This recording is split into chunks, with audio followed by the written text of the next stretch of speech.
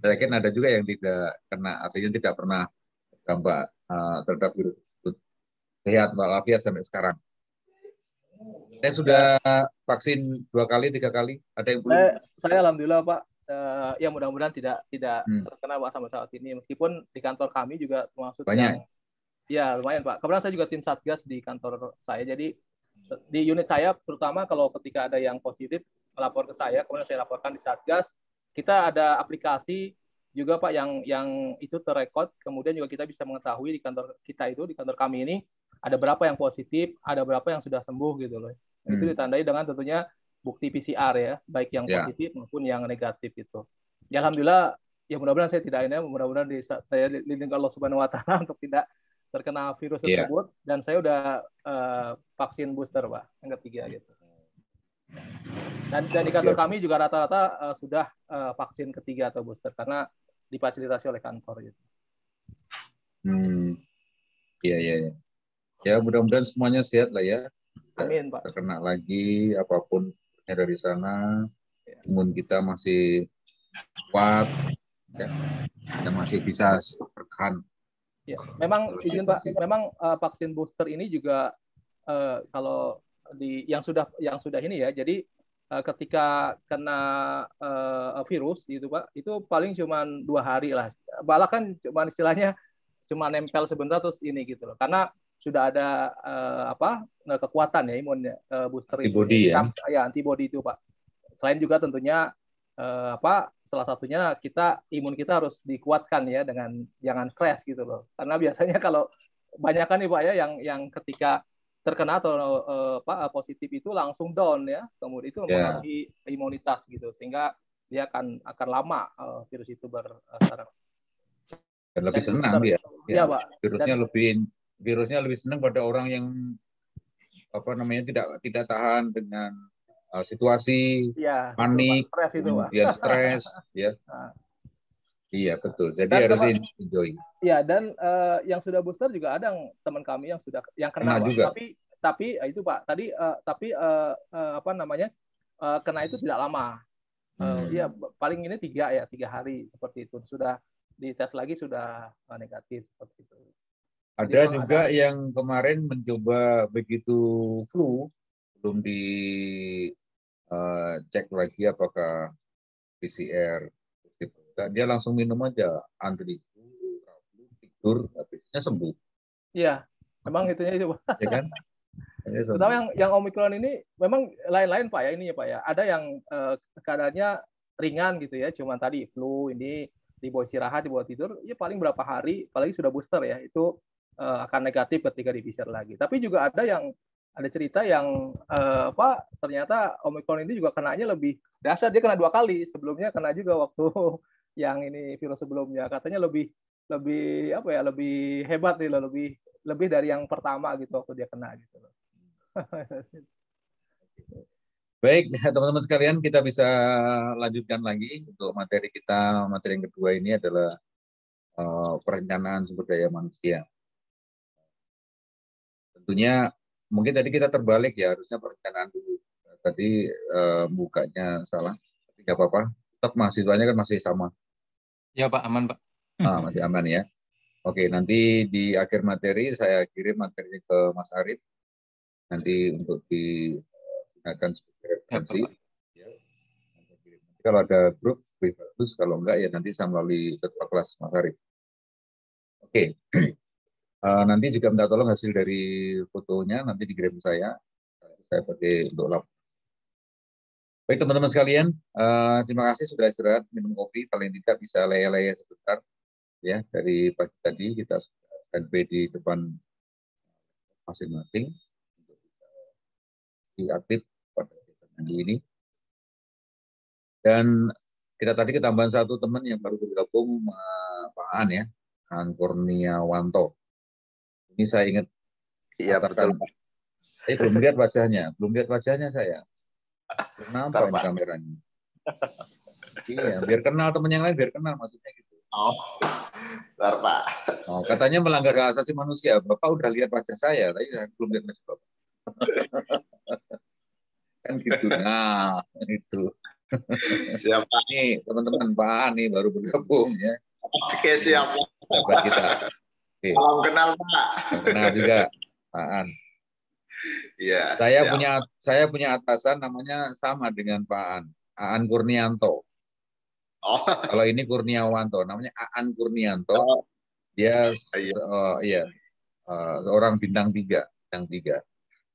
Kalau angkatan darat namanya Letnan Jenderal. Ini kalau angkatan laut Laksamana Madya. Aan Kurnianto, senior saya. Makanya begitu saya lihat, oh jangan-jangan mentor saya ini. Gitu kan. Enggak, Pak. Walat, nanti ada mentor saya di situ. Siap, Pak. Siap. Oke, baik, terima kasih Mas Aan. Kita bergabung teman yang lain. Siap, Pak. Dari berbagai profesi, ya. Saya senang sekali. Syukur-syukur teman-teman juga masih betah bersama saya untuk tetap on cam, karena saya bisa melihat interaksi teman-teman semua. Tapi kalau yang dipasang foto, saya suka menyapanya, ternyata kalau diem berarti hanya foto.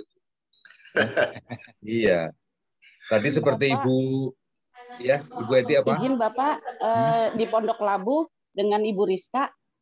Oh iya, betul sekali. Ibu Rizka, Pak Holil, Bu Emma. Iya, itu sahabat saya semua. Waktu ini diklat media Iswara, Bapak, izin. Oke. Teman sekamar Bu Rizka. Oh, Bu Rizka ya? Ya. Oke, Bu Rizka yang kurus ya? Iya. Ya. Baik, Bu Rizka di manajemen, Pak Kholil di Pusdiklat Bahasa. Ya. Siap. Sama tetanggaan. Oh, siap. Ya, tetanggaan, artinya tetanggaan kantor, kan hanya sebelahan kan? Oh, siap. Iya. Ya. Jadi masa COVID yang lalu, yang masih yang betul-betul pada saat itu Delta ya, yang sangat ganas itu.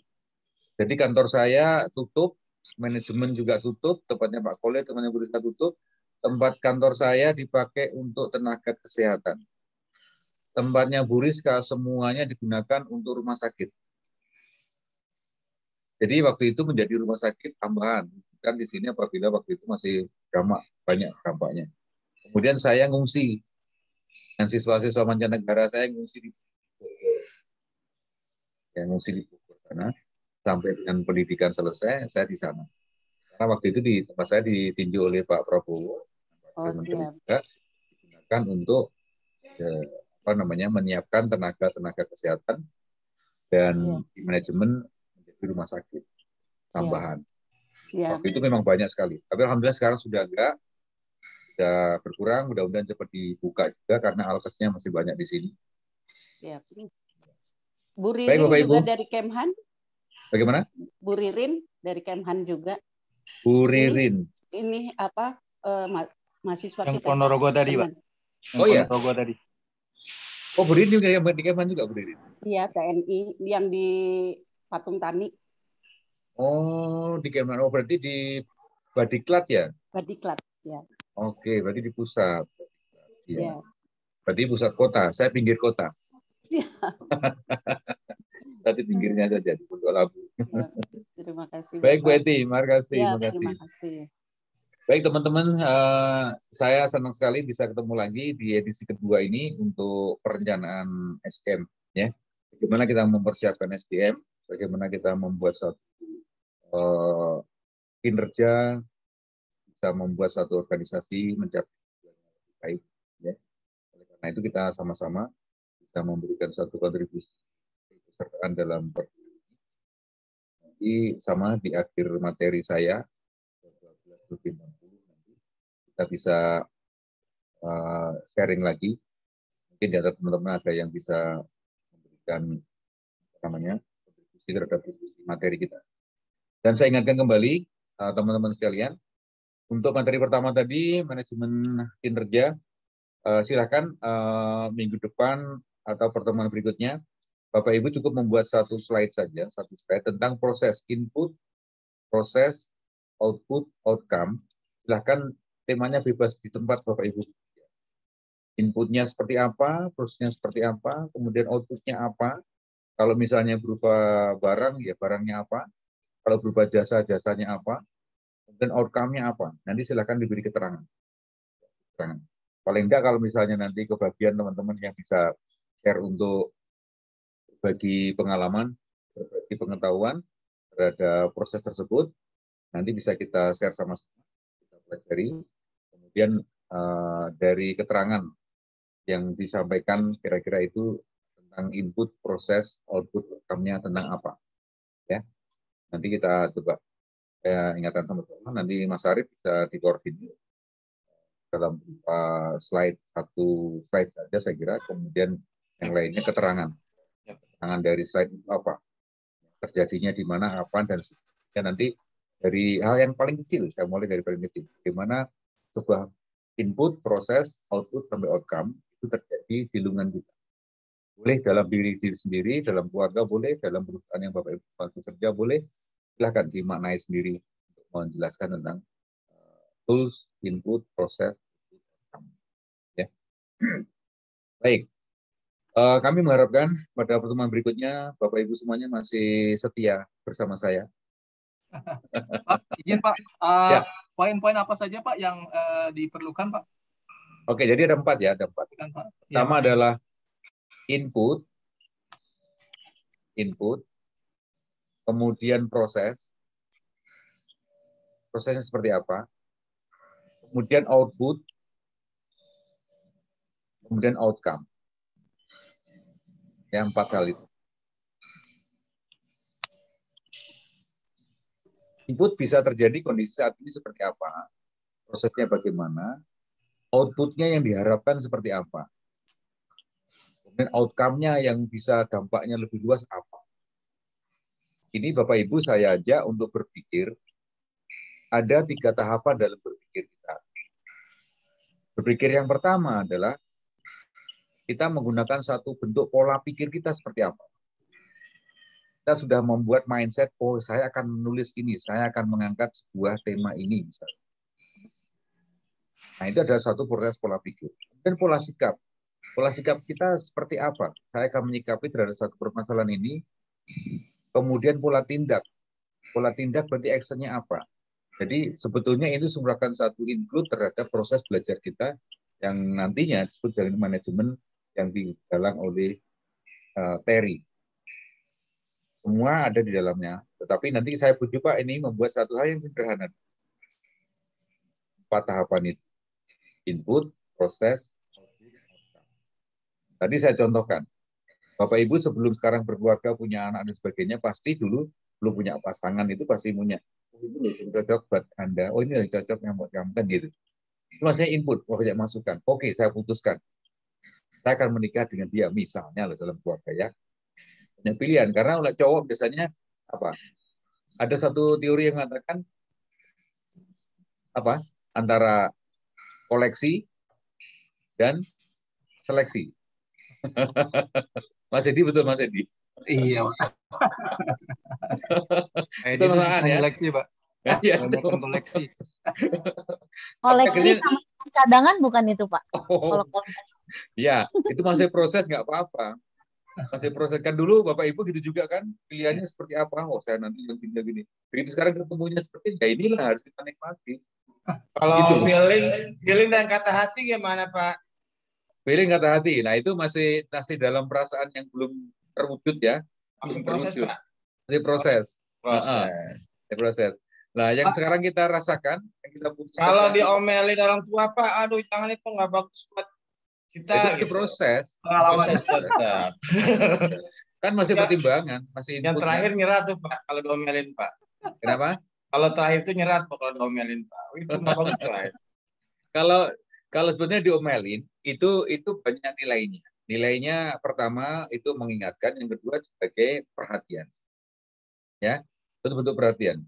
Tuh, jangankan orang tua, Tuhan kita, Allah aja mengingatkan pada kita. Kan betul toh? Hanya kadang-kadang yang diingatkan ini yang tidak merasa.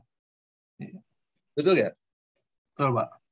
Tuh, telinga kita tuh dengar. Coba kalau pagi, Allahu Akbar, Allahu Akbar, dengar, kanan kiri itu dengar. Ayo coba.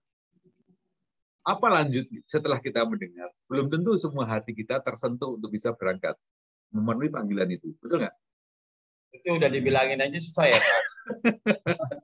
Silakan, kalau itu tatarannya sudah dalam performa masing-masing. Kita tidak bisa memaksa ya. Karena semua sudah mempunyai tataran tersendiri. Kalau orang dulu mengatakan makomnya di situ, ya kan? Makomnya di situ. Karena tingkat kesadarannya berbeda-beda. Hanya diberitahu sekali, dia paham. Hanya diberitahu berkali-kali, dia baru ngerti. Diulangi berkali-kali dengan satu punishment, satu hukuman, dia baru ngeh, oh iya ternyata benar kan gitu. Dan peraturan itu harus dipaksa. Mana peraturan yang tanpa paksa? Ada nggak? Nggak ada. Bapak Ibu mungkin pernah ke luar negeri ya. Contoh ke tetangga sebelah saja, ke Singapura. Singapura itu sebagai negara yang luar biasa. Kalau dalam peta, kita lihat peta Indonesia, peta dunia apalagi. Singapura satu titik. One dot, one country. Satu titik ada satu negara. Itu ada Singapura. Orang Indonesia rame-rame misalnya membawa selang air, dikocorkan semua ke satu titik itu, kelelep itu. Negara itu. Ya, tapi mengapa maju? Aturannya luar biasa. Di sana orang meludah saja, kena denda, Pak. Buang untung rokok, sembarangan, kena denda. Oh iya, nah, namanya satu negara 1001 aturan itu ya Singapura itu. Ya kan, mungkin Bapak Ibu pernah singgah di sana. Itu saya di sana nggak lama, saya join dengan NTU, Nanyang University, dari Singapura. Buktinya saya sama teman-teman saya 30 orang itu dengan aturan yang super ketat bisa juga ternyata. Karena semua tempat ada CCTV. Begitu ada orang yang melanggar, langsung polisi itu langsung nangkap dan langsung kena denda saat itu. Akhirnya dia berhati-hati. Nah, seperti itu. Kan hati-hati. Nah, ini satu pelajaran buat kita bahwa aturan itu memang harus dipaksa. Harus dipaksa.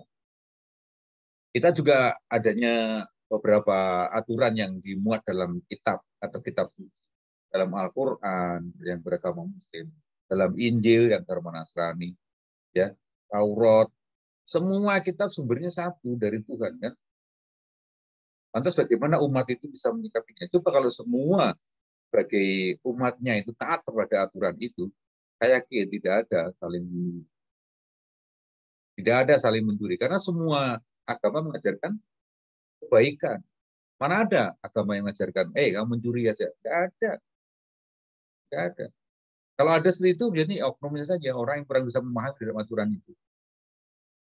Nah, kembali pada diri kita, bagaimana memanage diri kita, memanage hati kita, ya kan?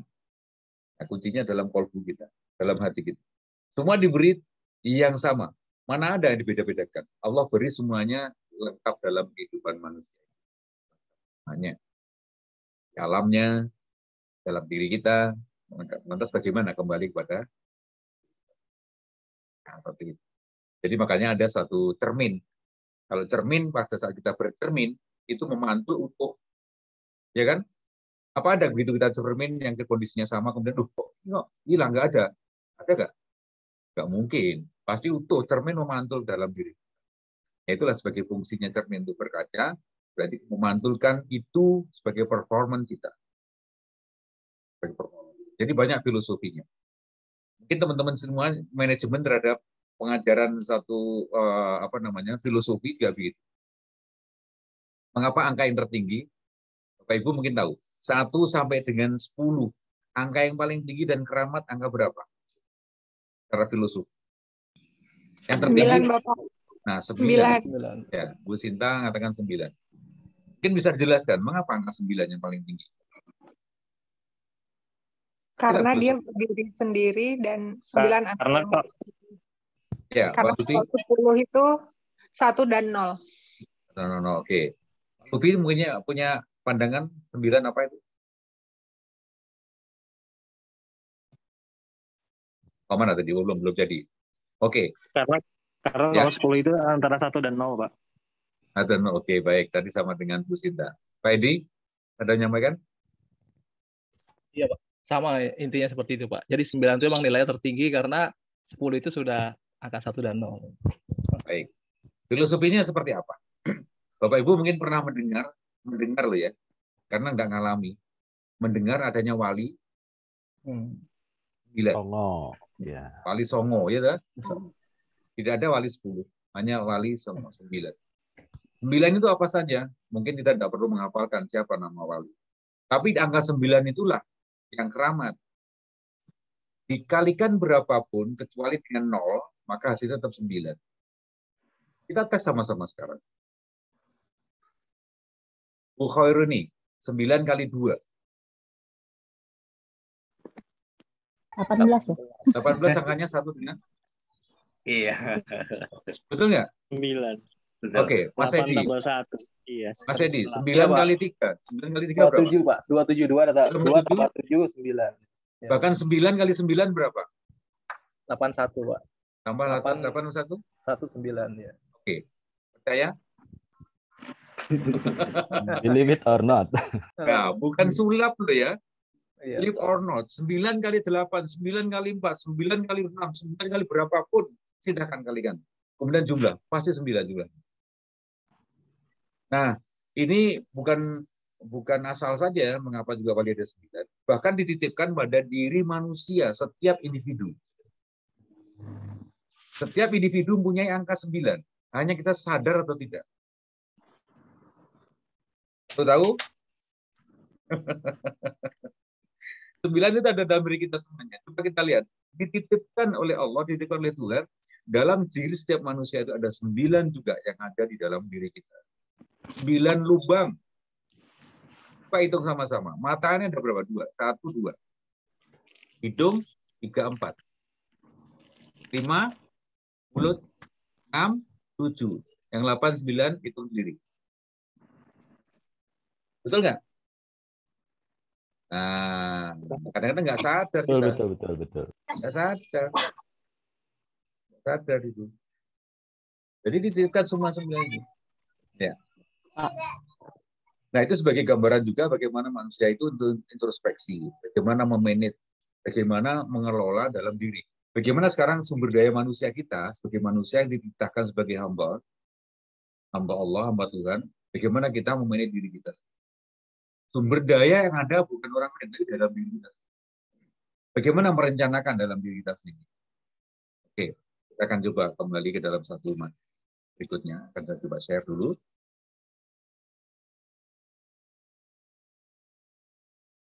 Oke, sudah terlihat ya.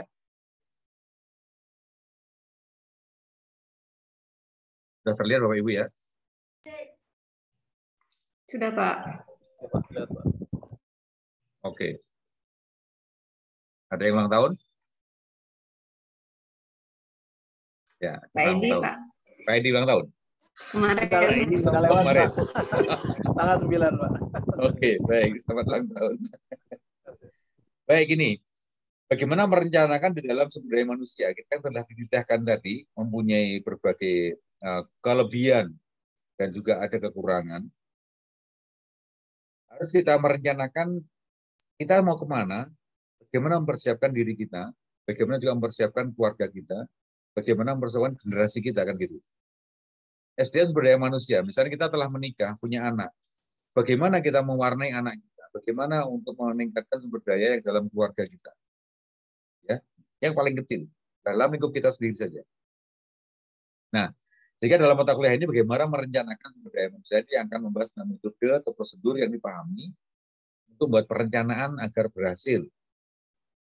Ditentukan dengan pemahaman konteks aktivitas organisasi, perencanaan SDM yang di dalamnya ada model strategi pemetaan dan stakeholder.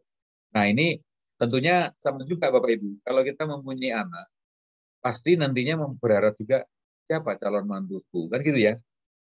Kalau udah gede, betul kan? Ini merencanakan juga pemetaan pendekatan stakeholder.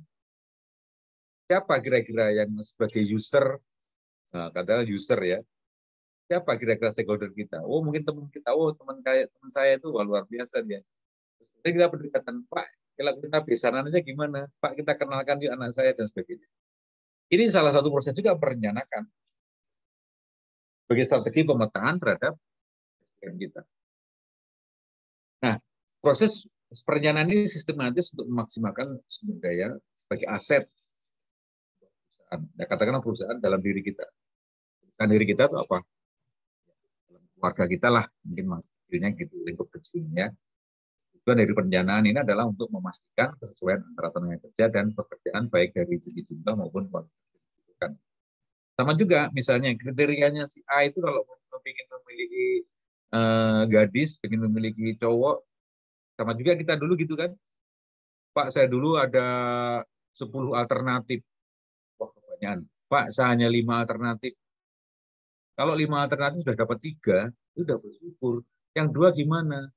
2 itu sama-sama dicari bersama-sama. Nggak mungkin kita menentukan syaratnya 6 itu dapat semua. Ya kan? Kita sudah disatukan, sudah bersyukur. Pemerintah berbeda. Ini anak Esopo, tahu-tahu kita dalam satu rumah gitu kan. Perbedaan ya wajar-wajar saja. Terus bagaimana kita menyikapi perbedaan itu? Kan gitu. Ini ya, pasti ada manajemen konflik. Pernah nggak dalam kita rumah tangga tidak ada masalah sama sekali, Pak saya? Ada nggak? Nggak mungkin. Nggak mungkin kan? Pasti ada. Pasti ada juga dalam keluarga, dalam pekerjaan, di tempat kita bekerja, pasti ada juga itu ya. Lantas apa itu pengertian dari sumber daya manusia? Ya, individu produktif yang bekerja sebagai penggerak organisasi. Ini lebih ekstrimnya adalah sebuah perusahaan ya. Baik dalam institusi maupun perusahaan yang memiliki fungsi sebagai aset. Sama juga dengan keluarga kita itu aset. Aset yang paling berharga adalah keluarga kan gitu ya. Dan keluarga. Bagaimana kehidupan dalam harus dilatih, dikembangkan kemampuannya kan sama tuh. Anak-anak itu disekolahkan, ya kan? Dilatih kemampuannya. Lantas bagaimana untuk bisa dia mengerti terhadap berdaya manusia anak-anak tadi, baik secara umum maupun secara mikro maupun makro. Oh, dia disekolahkan, dia menjadi seorang yang berhasil, dan diharapkan juga nanti bisa mempunyai keturunan yang bagus kan gitu. Pasti itu harapannya seperti itu. Kemudian lebih dari orang tuanya, lebih dari ibunya. Doanya pasti ke sana. Bapak Ibu, aku di sini aja lah, Nak. Yang penting kamu bisa lebih dari Bapak Ibu. Ya. Nah, ini satu bagian yang mudah dan gampang ketika kita membuat perencanaan di dalam lingkup yang kecil. Dalam sebuah institusi atau perusahaan atau keluarga. Saya selalu mencoba begitu. Karena apa? Saya tidak usah jauh-jauh juga ketika saya mencoba memanage dalam keluarga. Ketika saya selesai S2 waktu itu, saya ajak istri saya, nah ikut S2, waktu anak masih kecil. Jadi, pertama ogah-ogahan, enggak, saya S1 aja bersyukur. Ini ada kesempatan, dan lagi pula ada beasiswa. Kenapa tidak? Coba masuk. Bila akhirnya masuk S2. Saya selesai juga. Saya selesai, ada tantangan lagi. Apa ya namanya S3 itu kayaknya tinggi banget gitu ya. Terus gimana caranya bisa S3 luar biasa kan gitu. Karena nyampe pun enggak, tangannya nyampe telinga kiri enggak nyampe gitu kan. S3 luar biasa, gimana caranya? Tapi ternyata seiringan waktu, proses berpikir secara dewasa akhirnya tercapai juga. Ya, alhamdulillah akhirnya saya lulus bulan tahun 2012 S3 selesai. Nah, saya rayu lagi istri saya. Nah, itu lagi. Wah, ini S2 udah bersyukur katanya. Udahlah coba dulu. Masuk. Ya, enggak tahu lah sambil nangis-nangis lah gimana caranya gitu. Menghadapi profesor-profesor itu kan luar biasa juga kan. Wah, namanya promotor tahu sendiri, enggak satu, dua. Belum promotor atau belum juga asistennya ya, luar biasa. Dan alhamdulillah akhirnya step by step. Nah ini satu proses juga bagaimana untuk bisa memanage dalam satu lingkup kita. Ini tercapai.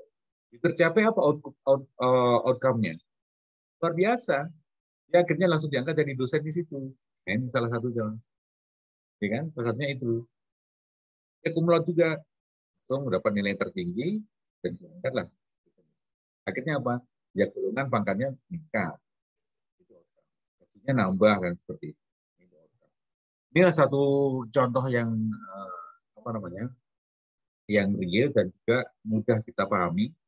Nah, yang penting kita bisa mengetahui bagaimana seperti memanage untuk meningkatkan kualitas maupun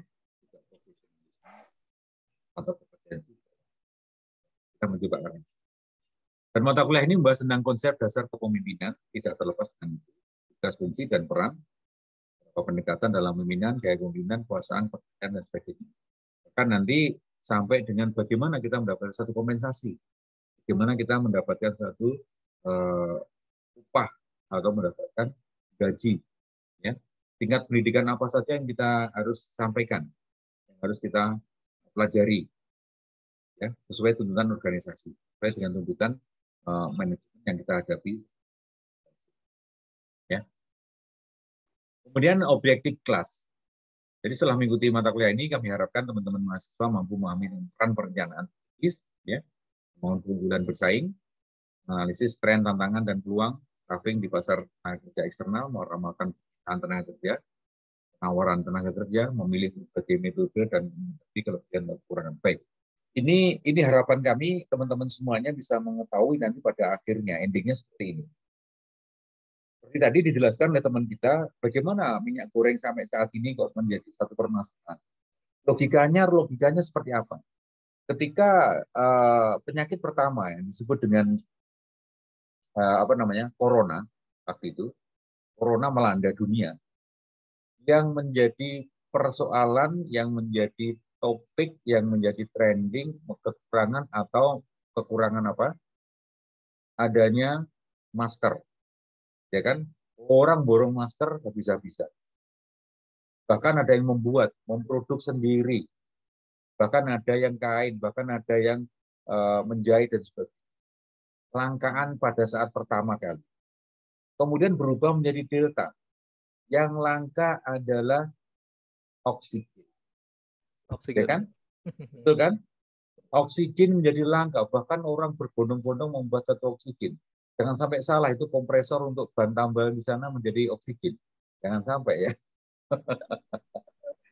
Ya kan? Nah, yang ketiga lebih tidak masuk akal lagi. Ketika Omikron ini melanda bangsa kita, kok yang langka minyak goreng? Gimana logikanya? Iya toh? Faktanya itu terjadi. Langka minyak goreng, yang dikejar-kejar minyak goreng. Bahkan sampai antri, sampai pingsan, yang ditunggu hanya minyak goreng 1 liter 1 kilo, ini harganya 14. Jadi sama sekali tidak masuk akal. Tapi itu fakta. Fakta. Nah, bagaimana kita juga bisa merencanakan keberadaan sumber daya manusia yang tentunya lebih siap menghadapi persaingan. Ya. Baik, tadi dijelaskan oleh Pak Pujianto bahwa kali ini Indonesia banyak dilirik.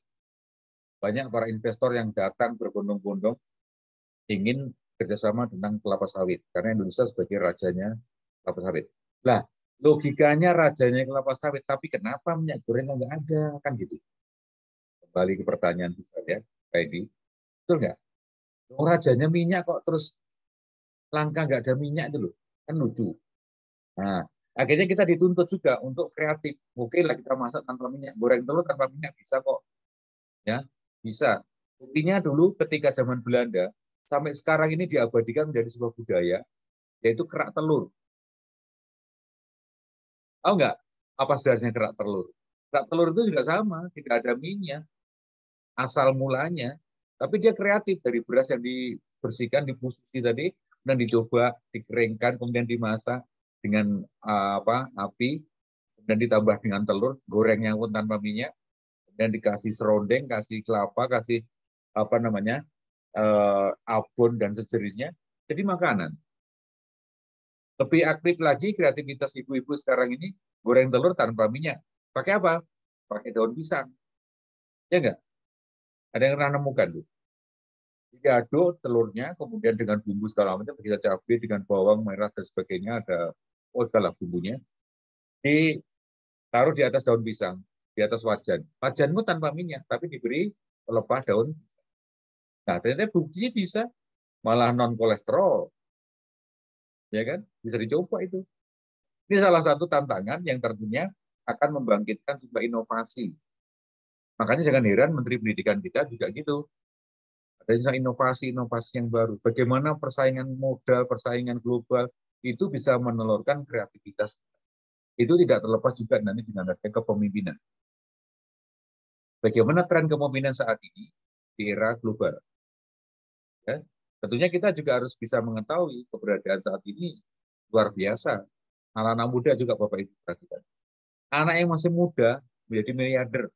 Nggak tahu caranya benar apa enggak. Yang sekarang jadi masalah itu. Betul nggak? Kita menciptakan siapa? Crazy Rich. Ya sekarang jadi bulan-bulanan, bahkan kemarin sempat dapat hadiah nggak Bapak? Enggak, Pak. Itu yang punya hajatnya nikah dapat tas harganya 10 juta. Ini harganya ini 1 M. Wah, kok uang kayak sampah gitu diberikannya ya. Iya. Wah, murah banget. Nah, ya itu bisa menciptakan trending topik yang luar biasa saat ini, bahkan membuat teknologi dan banyak yang tergiur dengan teknologi itu. Kan gitu. Jadi keunggulan persaingan luar biasa, tapi akhirnya dinilai tidak bagus dan akhirnya merugikan. Nah, kan dengan polisi kan. Polisi pun tergeleng-geleng juga. Kok bisa teknik ini bisa digunakan menjerat banyak orang yang tren seperti itu? Karena teknologi. Ya. Nah, tentunya ini banyak sekali bagaimana merencanakan kita, baik situasi kondisi yang terus berkembang, dan kita juga tidak usah ragu-ragu bahwa kita semua sebagai agent change, jadi kita juga sebagai perubahan ya, agen perubahan. Siapa? Situasi yang mengubah. Tetapi situasi itu juga dari diri kita. Sudah ada garisnya. Tuhan aja tidak mengubah nasib seseorang. Kali orang itu berusaha mengubah sendiri. Betul kan? Seperti itu. Ya. Jadi harus bisa juga mengupayakan diri kita bagaimana untuk hal yang unggul, supaya juga mendapatkan nilai plus, sehingga nilai bisa lebih bagus. Kalau kita ngini-ngini aja, ya sudah gini aja. Ya udah di situ itu. Makomnya di situ kan gitu. Karena nggak ada tantangan. Betul nggak? Ya, seperti itu. Coba misalnya kita tidak mengetahui Pak komputer gimana cara nyalakannya. Gimana Pak cara juga membuat Zoom. Ngerti. Pasti pakai orang lain. Nah, artinya apa? Minta bantuan pada orang. Nah kita mau nggak mau dipaksa. Dipaksa untuk bisa bersaing. Untuk bisa mengerti paling tidak. Bisa mengoperate. Bisa melaksanakan. Nah, bagaimana tentunya kita merencanakan. Ya. Oke, kita kembali sebuah definisi. Perencanaan manajemen itu apa? Itu aktivitas merencanakan penghasilnya, mengarahkan dan mengkoordinasikan dengan mempergunakan SDM atau seperti lainnya. Ini sebuah pendapat oleh Mulia Nasution. Ya. Bapak Ibu, yang perlu kita lihat juga bagaimana sih diri kita ini untuk agar memiliki kelebihan. Agar juga kalau kita memiliki kelebihan itu pasti dari atasan yang menilai akan lebih mudah menempatkan seseorang. Tapi kalau kita tidak memiliki kelebihan, misalnya ada 2 orang yang sama, tapi satu sama-sama tidak memiliki kelebihan, ini apa namanya 50-50 ya. Bagaimana untuk melihat unggulan? Ketika ini ada unggulan lebih satu, ini lebih tinggi, pasti dia yang dipilih. Ya. Ini merupakan juga segala potensi yang ada pada manusia, baik berupa akal pikiran, tenaga, keterampilan, emosi, bahkan yang digunakan untuk lebih baik dalam diri atau perusahaan. Ada juga merencanakan, mengorganisasi, mengarah, dan mengawasan. Ini selalu ada. Kan? Pangan, pengintegrasian, jadi membuat satu kerjasama, bahkan juga maintenance, pemeliharaan, dan pelepasan sumber daya manusia agar tercapai berbagai tujuan. Saya kira banyak sekali pendapat-pendapat dari pakar. Silakan nanti bisa diadopt ya. Mungkin banyak buku yang terkait dengan manajemen ini. Bahkan menurut Sony Smartsono katakan bahwa sumber manusia mempunyai beberapa pengertian, yaitu yang tepat bagi kelangsungan produksi. Jadi kalau produksi tentunya itu yang menghasilkan suatu barang. Jadi image kita kalau produksi berarti satu perusahaan. Tidak semuanya perusahaan itu menghasilkan barang. Ada juga perusahaan yang menghasilkan jasa. Ya kan? Organisasi tidak merupakan tidak menghasilkan orang, tidak menghasilkan barang, tapi menghasilkan situasi dan kondisi yang nyaman, keamanan misalnya. Nah, itu salah satu juga bagaimana manajemen dalam organisasi kombatan TNI dan Polri, misalnya, ya kan? Salah satu upaya juga untuk kita membuat hasil yang dicapainya adalah situasi dasar keamanan dan kenyamanan. Kalau tidak aman, tidak mungkin orang banyak investasi, kan gitu, kan? Situasi mesti kurang bagus. Nah, tentunya di sini banyak sekali juga hal yang lain yang terkait dengan itu.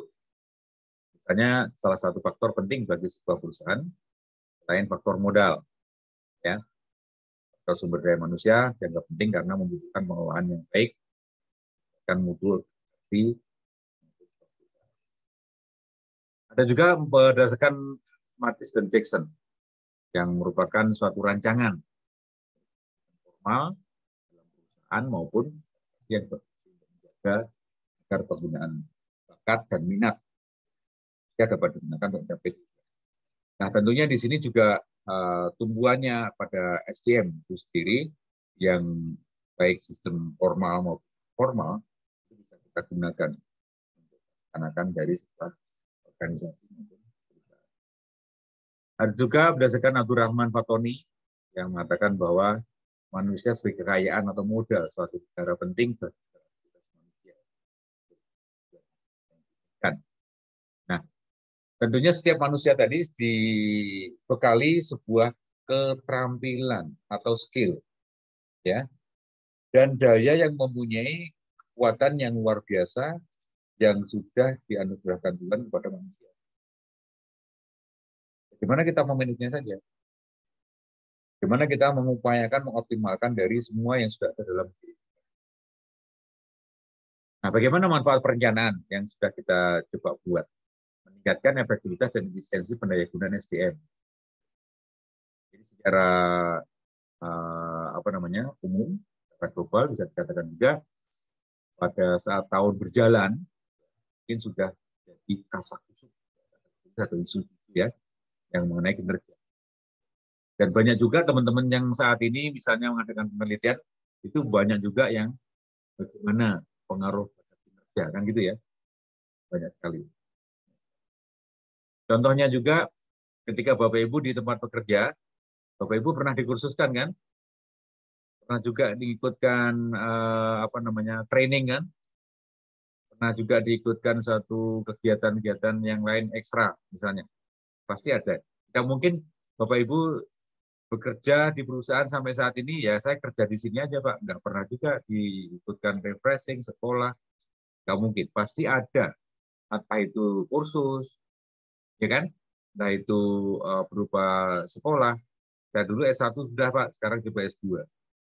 Ini juga salah satu upaya juga untuk meningkatkan kualitas sumber manusia.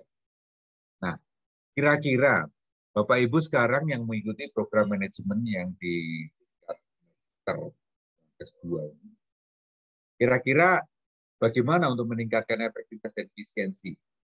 Apakah nanti bisa kita rasakan tujuan akhir dari sebuah perkuliahan ini apa sih? Dampak yang bisa kita inginkan, dampak yang akan kita rasakan setelah saya mengikuti program ini. Rencana apa kira-kira? Ini juga sebagai input, proses, dan output. Sebetulnya banyak juga contoh-contoh yang lain, ya. Apa kira-kira tujuannya? Salah satu tujuannya apa kira-kira? Bapak Ibu mengikuti peningkatan kualitas SDM melalui kuliah. Tujuannya apa sih? Nah, mungkin tanpa tujuan pasti punya. Oke. Pak Edi punya tujuan apa kira-kira dengan mengikuti? Iya Pak. Jadi kalau saya pribadi di saya juga terkait dengan manajemen SDM, karena memang pekerjaan saya itu saya di bagian umum Pak. Salah satu bagian umum adalah menangani masalah SDM, masalah kepegawaian gitu. Jadi harapannya tentunya dengan mengetahui lebih mendalam mengenai SDM ini, apalagi dari perencanaan SDM, meskipun ini juga kaitan dari pekerjaan kami juga Pak, perencanaan SDM. Ini tentunya akan menambah lebih lebih baik lagi dan juga lebih terarah lagi Pak terkait dengan bagaimana kami mengelola SDM di unit kami khususnya gitu. Mungkin itu Pak. Baik. Jadi paling tidak nanti bisa digunakan plus ke sana ya, untuk bisa mendongkrak, bisa juga mengoptimalkan daya saing dan sebagainya ya. Ya. Oke, baik. Mungkin ada yang nyampaikan yang lain? Pak, boleh ini Pak, apa ya? Silakan. Nanya atau ini Pak? Boleh. Ya terkait dengan izin Pak, terkait dengan perencanaan SDM ya Pak. Nah, perencanaan SDM ini memang kan memulai ya, bagaimana kita untuk memilih nantinya SDM yang baik, berkualitas tentunya ya. Memang kadang-kadang ya Pak, kadang-kadang apa yang sudah rencanakan itu nantinya ketika adanya kayak semacam asesmen itu, nanti di ujungnya itu nanti terbentuk dengan adanya yaitu kebijakan pimpinan Pak. Ya, sebagai contoh misalnya Pak ya, misalnya untuk tingkat katakanlah level menengah ataupun level apalagi yang tinggi ya Pak ya, mungkin juga di PNS atau mungkin di perusahaan gitu. Nah ini kan sudah ada asesmen, ada misalnya 10 yang mendaftar misalnya seperti itu Pak, perencanaan SDM dengan poin-poin seperti ini, kemudian yang terpilih 3 ya dengan kategori ranking 1, 2, dan 3.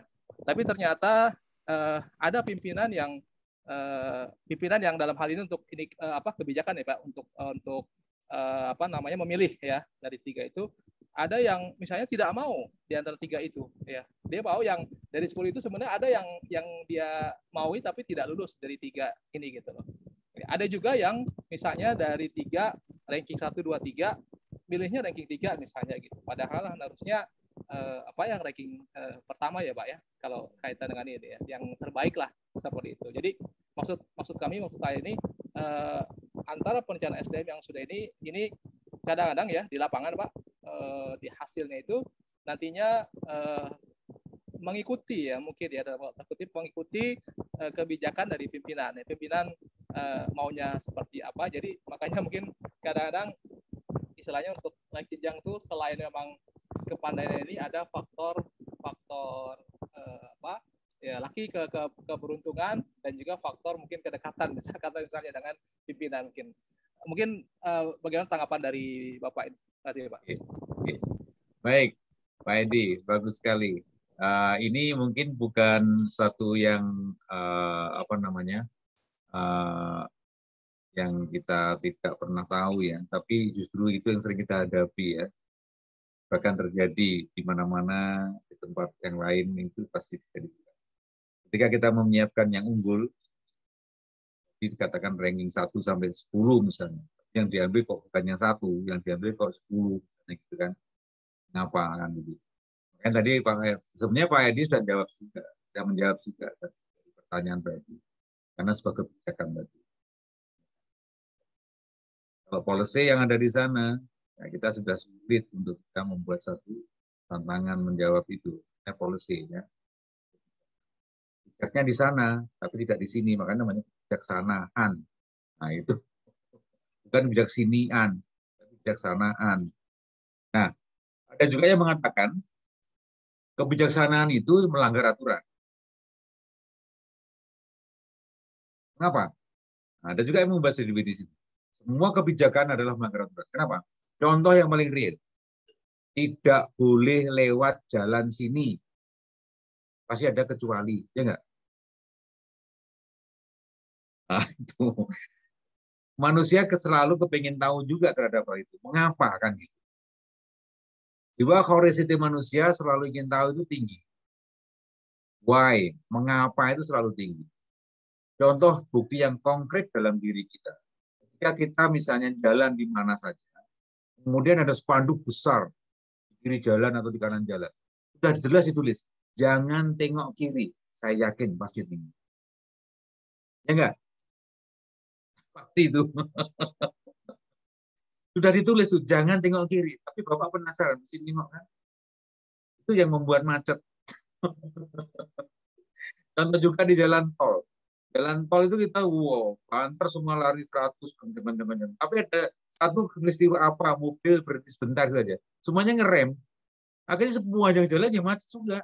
Padahal nggak ada apa-apa. Jadi curiosity kita yang jauh lebih tinggi. Kepingin tahuan tuh, pengen tahu aja. Kan gitu kan? Pengen tahu aja. Makanya dikatakan juga seseorang kalau misalnya mudah digosip itu pengen tahu aja sih lu kan gitu kan kadang-kadang. Nah ini yang terjadi. Oke, kembali tadi ke pertanyaan Mas Hendy tadi. Sudah menyiapkan sedemikian rupa, tetapi ternyata ranking 1, 2, 3 yang diambil yang ketiga misalnya. Bagaimana menyikapi kita yang menyiapkan hal tersebut? Ya tadi soal kebijakan. Kalau soal kebijakan dilakukan seperti itu, ya kita harus menerima karena itu adalah polisi dalam organisasi yang ada, ya polisi yang ada. Dan kebijakan itu biasanya resis buat kita yang menyiapkan, tetapi itulah yang harus kita ikuti. Yang tugas kita berhenti menyiapkan ini loh Pak. Kalau sudah kita siapkan, Bapak menggunakan yang mana? Ya silakan saja. Dan kita juga harus bisa menerima fakta seperti itu. Jangan kita memaksakan, Pak ini harus Pak. Oh, dari mana kau tentukan harus? Pimpinannya saya apa kamu kan gitu. Nah, repotnya ke sana. Maka kebijakan pasti akan mengambil sebuah risiko yang dia sudah siap. Oh, kalau bisa terjadi apa-apa, yang nanggung siapa? Bukan Anda, pimpinan kan gitu. Nah, kita harus menyadari juga ketika kita menyiapkan segala sesuatunya, kita di batas mana tingkat kewenangan kita, policy yang ada di sana, maka kita juga harus bisa mengetahui sejauh mana kita mempunyai tingkat kewenangan. Oleh karena itu dibuat organisasi. Ada kepala, ada wakil kepala, ada bagian organisasi, ada personalia, ada sebagainya. Nah, kewajiban seorang staf diminta atau tidak itu harus memberikan saran. Ya kan? Harus memberikan saran. Ya, sekali lagi, Bapak Ibu mempunyai staf. Apa? Atau mungkin Bapak Ibu juga sebagai staf. Terhadap pimpinan apa? Diminta atau tidak itu wajib memberikan saran. Saran digunakan atau tidak, yaitu tergantung pimpinan. Ya, tergantung pimpinan. Sehingga kita juga bisa, kalau terjadi apa-apa, Pak saya sudah nyarankan kok. Kan gitu. Ini salah satu fakta. Sehingga kalau misalnya terjadi sampai ke meja hijau, sebagai staf kok Anda nggak menyarankan, Pak saya sudah menyarankan, ini buktinya. Hanya gitu. Jadi gugur kewajiban terhadap tugas kita sebagai bawahan, saya sudah nyarankan kok. Nah itu salah satu contoh mekanisme kita apabila terjadi sesuatu, jangan sampai kita juga ikut menjadi apa namanya dipanggil yang berwenang untuk dimintai keterangan sebagainya karena Anda sebagai staf tidak memberikan saran dan sebagainya. Nah ini ranahnya ke sana sehingga kita bisa memberikan tingkat kewajiban kita posisinya di mana. Di mana. Dan kita harus menyadari juga saya sebagai apa kan gitu. Kalau saya sebagai pimpinan, decision making-nya pada kita, oh saya pada ini memilih ini. Risikonya apa? Saya tanggung jawab. Saya tahu persis sama dia, misalnya gitu. Jadi maka tadi saya katakan ketika kuliah yang pertama tadi, ada penilaian cara objektivitas itu ada subjektivitas juga ada. Itu harus kita sadari. Kita sadari. Ya. Bahwa nilai manusia juga itu ada kelebihan dan kekurangan itu sudah wajar. Kita sekedar memberikan, ini loh Pak, kriterianya. Bapak milih yang mana silakan. Sebagai staf. Minta maupun tidak. Kenapa kok ini? Berikan alasannya. Ini dia begini Pak, ini ada alasan. Kenapa ini? Begini. Maka polisi yang ada dari pimpinan akan ditentukan, itu juga ada aturannya, ada teorinya. Bagaimana menentukan mengambil sebuah keputusan. Bagaimana mengambil sebuah keputusan itu ada namanya teori Pilatus ya, pengambilan keputusan. Itu ada decision making-nya juga ada. Dengan berbagai risiko yang ada, dia harus berani. Kadang-kadang yang dipilih sebagai policy bisa out of the box, bisa di luar itu, bisa di luar itu. Dan ternyata apa? Wah, ternyata luar biasa. Dia berani Pak. Akhirnya semakin tinggi. Kenapa? Ya, policy yang diambil tadi tantangan luar biasa. Tapi orang lain membacanya, wah luar biasa. Anda berani sekali. Berarti Anda saya cocok kalau saya angkat di sini. Contoh. Ya. Nah, banyak juga orang-orang yang menantang itu, akhirnya dia berhasil juga menjadi pimpinan. Ya kan? Dia keberaniannya. Dia keberanian mengambil satu keputusan. Dia satu kebijakan. Ternyata sumber daya manusia yang unggul dari seperti apa, kita bisa menyiapkan dengan rupa tergantung dari user. Sama juga dengan kuliah seperti ini. Kuliah seperti ini kalau misalnya siapa sih yang nanti dapat cum laude, siapa yang rankingnya, siapa yang juara kelas hari ini dapat saat wisuda, siapa yang akan wisuda di depan ditambah dengan medali karena dia mendapatkan cum laude. Maka ketika salah seorang yang mendapatkan cum laude tadi, mendapatkan satu penghargaan tadi, maka user lah yang akan memilih. Ya kan? Perusahaan yang akan menentukan. Kampus hanya menyiapkan orangnya, ini Bapak SDM saya. Kan gitu. Publis yang akan melihat sendiri. Publis akan melihat mana yang kira-kira cocok dengan kebutuhan saya. Kan gitu ya. Itu Pak Edi ya. Ini ada lain yang nambah? Izin Pak Pak, Sobri. Oke. menanggapi sedikit Pak. Silakan Pak Sufyan. Ya izin Pak, mohon izin Pak. Kalau melihat dari apa yang disampaikan Pak Edi, endingnya kan kita mencari output seorang karyawan yang berkualitas. Itu kan outputnya Pak. Nah, prosesnya kan adalah menentukan indikator apa sih yang harus kita pertanyakan di situ dalam seleksi. Tentunya pada saat kita menyampaikan indikator itu kan sudah dibahas di tingkat levelan pimpinan Pak. Betul. Secara umum proses itu sudah benar. Artinya proses itu adalah terverifikasi oleh pimpinan. Sehingga output restunya harusnya seyogianya itu menjadi acuan untuk diterima hasilnya. Karena tim kita kan sudah bekerja dalam rangka menunjukkan perintah loyalitas terhadap pimpinan. Saya rasa yang perlu dipahami adalah harmonisasi dari apa kebijakan awal sehingga sama outputnya berakhir pada keputusan pimpinan. Ada kekhawatiran Pak, ada kekhawatiran pada saat apa yang kita restukan di awal kita berkoordinasi berkaitan dengan indikator penilaian, pada akhirnya hasilnya tidak dipakai dalam akhir keputusan yang kita rekomendasikan dari penilaian, kita sebagai tim verifikator menjadi sangat kecewa pada saat itu.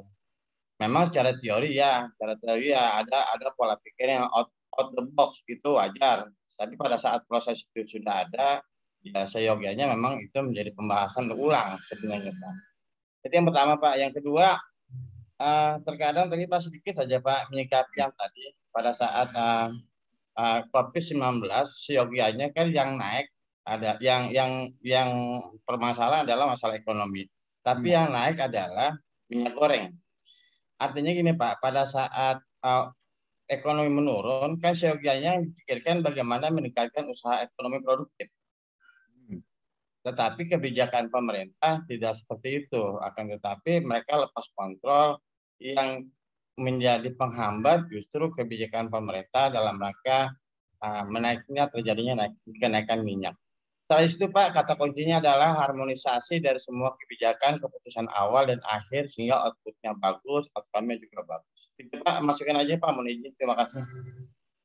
Baik, terima kasih sekali Pak Sufyan. Ya, bagus sekali dari tanggapan Pak Sofyan tadi. Ya, paling tidak dari komunikasi itu penting banget ya. Maka tadi salah satu faktor juga dalam perencanaan kinerja. Komunikasi antara bawah, antara staf, antara pimpinan, antara atasan bawahan itu harus tetap terkomunikasikan. Bagaimana policy biasanya kalau pimpinan yang bagus itu juga dibicarakan, Pak, saya mau ngambil keputusan ini kira-kira apa? Menurut pendapat kan gitu. Jadi ada. Kalau di militer disebut dengan CB1, CB2, CB3. Itu istilahnya. Mungkin istilah yang berbeda tapi ilmunya sama. CB itu cara bertindak. Cara bertindak satu begini. Dengan cara seperti ini, risikonya ini. Nah, begitu. CB kedua juga begitu. Dengan metode ini, risikonya ini. Metode selanjutnya, dan seterusnya. Itu yang digunakan untuk mengambil satu policy, mengambil kebijakan. Nah, tentunya untuk bisa membuat agar semua kebijakan atau kebijakan yang diambil itu bisa diterima dengan semuanya, walaupun Bapak Ibu sudah bekerja, saya sudah mati-matian bekerja Pak sebagai tim asesor ini ya, sebagai verifikator, wah, ada kerjaan lembur dan sebagainya. Ternyata hasil saya seperti ini dan diambil seperti itu. Ya, paling tidak, ya saat itu sih mungkin secara manusiawi pasti terasakan, wah, saya kecewa Pak, dan hasil kerja saya seperti ini tidak dipakai misalnya. Tapi polisi juga harus bisa mengkomunikasikan, Pak. Saya terima kasih banget atas upaya Bapak sudah bekerja seperti ini. Polisi Bapak luar biasa hasil saran-sarannya. Tapi dari pimpinan ternyata menggunakan keputusan seperti ini. Jadi mengkomunikasikan antara kebijakan yang telah diambil dengan kepada tim atau staff atau mungkin bahkan pada user. Itu juga sangat penting. Makanya kalau tingkatnya pemerintahan seperti ini yang sangat penting apa? Publikasi tadi. Bagaimana untuk komunikasi kalau kita tidak bisa langsung presiden kepada rakyat? Ya tentunya melalui menteri-menterinya. Bagaimana? Apakah sudah sejalan dengan kebijakan menteri, kebijakan presiden yang telah digariskan misalnya?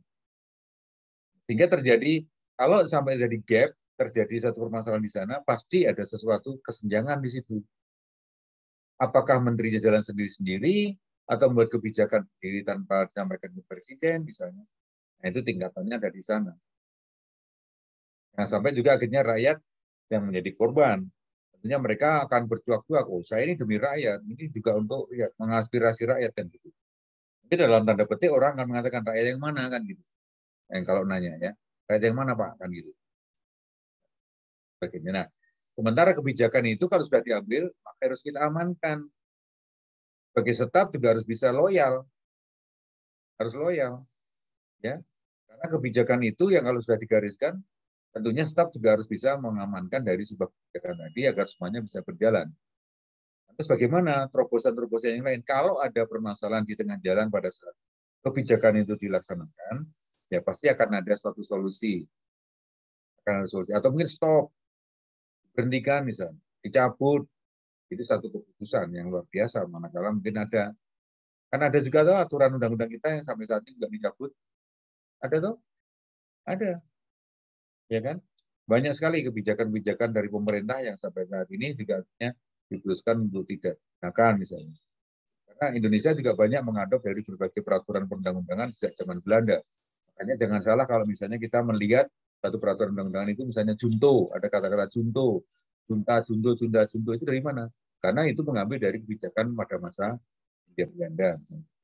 Jadi rentetannya masih banyak. Dan terima kasih Pak Sofyan telah memberikan masukan dan juga memberikan satu gambaran bagaimana menyikapi sebuah kebijakan yang tadinya tentunya perlu satu harmonisasi pada intinya, komunikasi yang baik antara pimpinan, staf, dan stakeholder.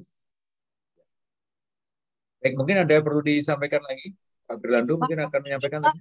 Bu Khairul, oke. Ya, bagaimana nih Pak cara perencanaan penerapan SDM yang dirubah diganti dengan sistem robotik Pak? Kebetulan di pabrik ini kan sudah mulai SDM manusianya itu diperkurang jadi dengan robot gitu Pak. Itu masuk perencanaan yang mungkin Bapak punya pengalaman untuk share ke saya untuk pemasukan solusi ke depan untuk SDM itu kan memang saya makanya masuk ke jurusan SDM ini untuk menguasai ini kan program-program yang kinerja SDM-nya itu semakin baik untuk dapat produktivitas yang menjadi tinggi. Nah, adapun robotik ini kan di luar dari SDM itu sendiri ya Pak. Bagaimana Pak cara perencanaan untuk mencapai suatu goal yang baik dan produktivitasnya juga tingkat gitu Pak. Terima kasih. Baik. Mungkin ada yang beri tanggapan terlebih dahulu dengan adanya sistem robotik ya. Tapi komunikasi sama juga. Itu komunikasi teknologi nggak bisa kita pungkiri. Ya, contohnya saja ketika kita melihat contoh yang paling real. Ketika kita ojek, kita ngojek kemarin yang lalu kan masih manual. Pak, ojek Pak, antar saya ke sana. Ya kan? Dan itu sudah berlangsung untuk turun, bahkan dikatakan itu tradisi yang sudah tidak bisa diubah kayaknya gitu kan. Tapi begitu teknologi sekarang muncul, mau nggak mau kan harus berubah dan bersaing. Mungkin pertamanya resist, dia akan berantem, dia akan belut, mungkin akan rebutan rupiah. Itu proses Mas ya. Tapi itu faktanya akhirnya sekarang sudah mulai banyak yang menggunakan teknologi seperti itu. Kita mau nggak mau harus sebagai masyarakat yang sadar bahwa teknologi tidak bisa kita diam di tempat. Saat ini pun juga begitu. Bapak Ibu sekarang kuliah seperti ini kan gara-gara teknologi juga. Coba kalau tidak ada komputer, tidak ada sinyal, tidak ada laptop, tidak ada ini, kita sulit juga. Bagaimana Pak komunikasi? Masa kirim surat? Gitu kan? Teknologi maka salah satu alat juga untuk bisa meningkatkan kualitas dan juga. Oke, baik, ada yang lain yang memberikan suatu pendapat terhadap teknologi tadi. Silakan. Pak Firlando, silakan. Izin bertanya, Pak. Oh, bertanya. Oke, silakan. Berkaitan dengan perencanaan sumber daya manusia, itu apakah ada kaitannya juga dengan peramalan atau forecasting, Pak? Oke. Forecasting ya. Cukup itu pertanyaannya? Ya, ya. Berlanjut. Iya, Pak. Baik. Ada dua hal tadi dari Bu Khairuni tentang teknologi ya, bukan teknologi. Mau nggak mau kita juga tidak mungkin akan diam di tempat dengan teknologi. Yang kedua tadi dari Pak Belando menyatakan bagaimana untuk ramalan, forecasting terhadap situasi atau mungkin ke depan seperti apa, ya gambarannya ke depan dengan berbagai dinamika yang terjadi seperti ini. Apakah masih ada kaitannya dengan perencanaan sumber daya? Kan gitu ya, Pak Berlando. Oke, silakan dari dua hal tadi, dari Bu Khairuni tentang teknologi dan juga dari Pak Berlando tentang forecasting atau ramalan situasi ke depan apa sebuah perencanaan sumber daya manusia. Ada yang mempunyai pendapat? Silakan.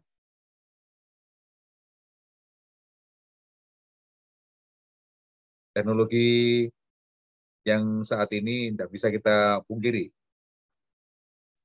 Ya Pak, Arif, izin. Pak Arif, silakan Pak Arif. Saya rasa ini menjadi isu yang bakal makin banyak ya Pak, terutama dengan penggunaan teknologi, penggunaan AI dan robotik, kemudian mungkin juga di bidang-bidang yang lain yang menemukan ini ada penemuan-penemuan baru. Jadi kalau terkait dengan rencana saya mungkin akhirnya harus dianalisa kembali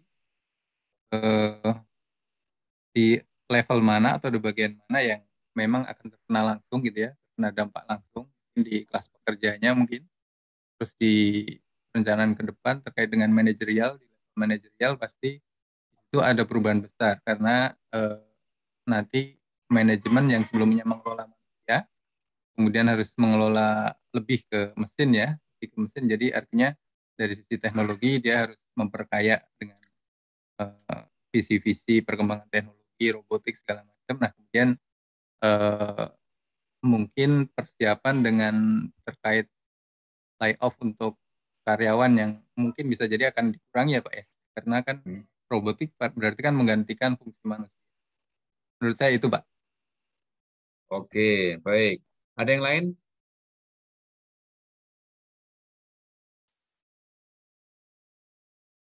Bu Sinta? Ada yang menyampaikan Bu Sinta? Siap, Bapak. Silakan. Mau nanggapi yang mana? Mohon izin untuk robotik aja, Bapak. Mohon izin untuk masa depan mungkin kita tidak bisa pungkiri teknologi ini akan diganti dengan mesin atau robotik karena izin Bapak, karena untuk sistem kayak jalan tol aja sudah berubah, tapi untuk mengendalikan robotik itu kan masih menggunakan manusia. Jadi mungkin ke depannya sumber daya manusia ini masih dibutuhkan, tapi dalam izin, maksudnya dalam situasi yang berbeda konteksnya. Jadi untuk kayak programmer, coding gitu kan sekarang kan anak-anak sudah banyak yang diajarin untuk menguasai coding, teknologi berbasis IT gitu Bapak. Mohon izin itu aja sih Bapak. Saya menanggapinya. Baik. Baik, terima kasih Bu Sinta. Oke, tadi untuk Pak menambahkan Pak. Oke, siapa Pak Budi? Oke, silakan. Siapa? Baik Pak, terima kasih. Mengingat sekarang kita itu sudah mulai transformasi digital, Pak. Ya. Mau tidak mau teknologi kita harus kita jalankan dan kita harus mempunyai daya saing SDM yang handal. Sekarang aja di sektor industri sudah memakai robotik. Bahkan di online belanja kita sudah pakai e-commerce digital. Dan selanjutnya kita trading yang kita sudah mulai trading robot juga sudah mulai digalakkan, tapi harus ada payung dan pagar-pagar hukumnya, Pak. Ya. Itu sudah? Baik, itu Pak untuk sementara. Oke. Baik, terima kasih. Transformasi digital kita memang harus kita siapkan daya saing yang handal, Pak. Kata kuncinya di situ, Pak. Ya. SDM yang handal. Baik. Terima kasih Pak Puji. Itu tadi dari Pak Puji tentang robotik ya. Jadi pada intinya kita mau tidak mau, suka tidak suka, senang tidak senang, situasi saat ini tidak bisa kita jalani itu dengan manual, sistem manual. Makanya kita juga tidak bisa menghindarkan diri terhadap situasi seperti itu. Mau tidak mau kita harus meningkatkan kualitas pendidikan, kualitas SDM dengan berbagai pelatihan yang ada untuk juga menyongsong terkait dengan keadaan yang dinamikanya luar biasa. Telepon saja, telepon yang dulu menggunakan koin, sekarang udah nggak ada lagi. Kan gitu toh? Tadi kantor pos siapa? Kantor pos. Yang bezel udah nggak ada, saya dulu menggunakan bezel kan. Udah nggak ada lagi, transfer aja langsung dan sebagainya. Mungkin fungsinya kantor pos barangkali sudah berbeda dengan masa yang lalu dengan saat ini. Mungkin sekarang menerima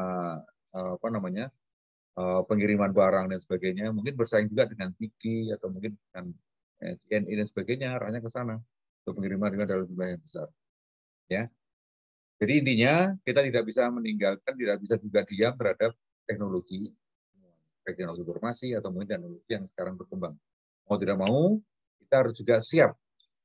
Ya, suka tidak suka, senang tidak senang, mau tidak mau kita harus siap. Keberadaan teknologi bisa kita hindari. Karena seperti ini keberadaannya dan dinamika yang menuntut hal itu. Kita kalau siap diam saja tergilas dengan teknologi dan kita tidak tahu. Tidak tahu kita akan tolak-tolak sendiri. Contohnya ya saat ini aja, bagaimana cara membuat Zoom, mana untuk bisa gabung, kita nggak ngerti. Tapi kalau kita tidak adanya COVID, mungkin tidak akan tahu juga bagaimana membuat satu link Zoom seperti ini. Ya kan? Maka semuanya pasti ada nilai positif dan dengan adanya teknologi. Apalagi dengan robotik yang sudah canggih, itu pun sebetulnya juga tidak mengurangi dari manusia, atau dia bergeraknya juga buatan dari manusia. Arahnya ke sana. Kan? Baik. Tadi salah satu komentar Pak Berlando tentang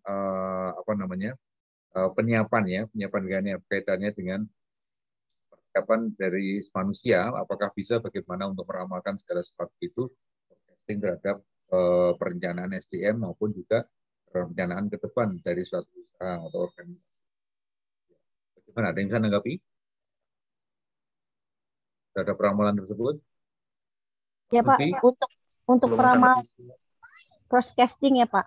Ya. Ini dari pengalaman saya juga, suatu instansi atau suatu perusahaan itu bila menggunakan forecasting itu sendiri, peramalan dilihat dari karakteristik Pak.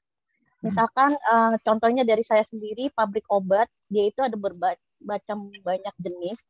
Jadi peramalan di sini bukan seperti kita menginsting, oh besok nih pencapaian target obat ini akan meningkat karena posisi sio tahun begini, enggak. Peramalan di sini berfungsinya untuk karakteristik atau merencanakan bagaimana yang sudah dilihat dari produksi yang sebelumnya.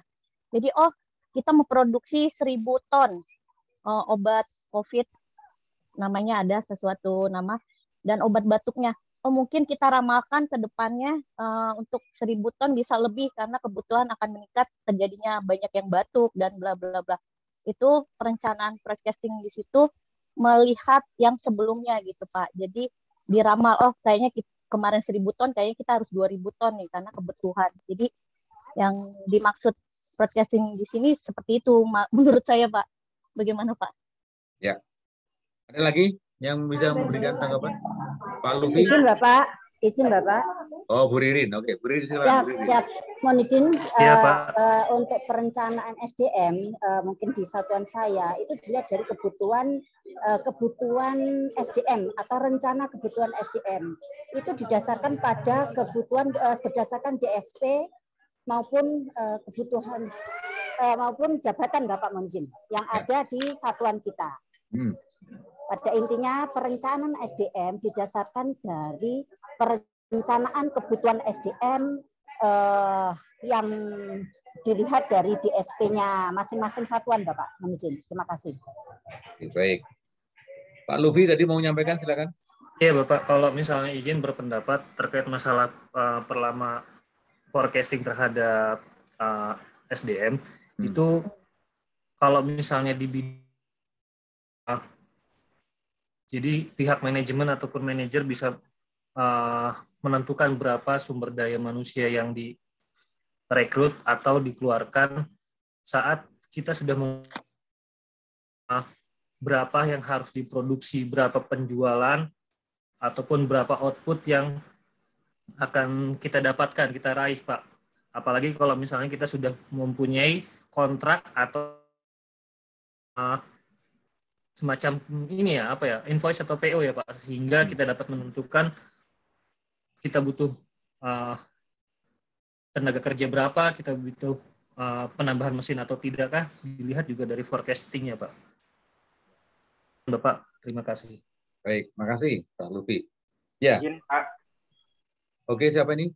Rizal, Pak. Oh, Pak Rizal. Oke, silakan Mas Rizal. Mau izin, mau menambahkan juga. Saya ngambil case untuk di perusahaan saya, Pak, kebetulan. Kalau di kami, perencanaan SDM itu, misalkan kita kan di properti apa ya, misalkan perusahaan ke depannya akan mengembangkan lahan idle untuk dijadikan suatu, misalkan kawasan industri, atau heritage, pariwisata. Nah, itu kita akan, dari SDM, kita akan merencanakan ke depannya itu kita butuh ada analisis MPP, itu manpower planning. Nah, kita akan butuh berapa sih buat mengerjakan proyek tersebut. Nah, dan itu pun diikutin dengan TNA-nya, training need analysis. Jadi, untuk proyek tersebut, manpower planning yang dibutuhkan itu membutuhkan training apa saja untuk mendukung agar proyeknya bisa berhasil dengan baik gitu. Jadi itu yang perencanaan di kami itu seperti itu, Pak, kurang lebih. Terima kasih, Pak. Baik.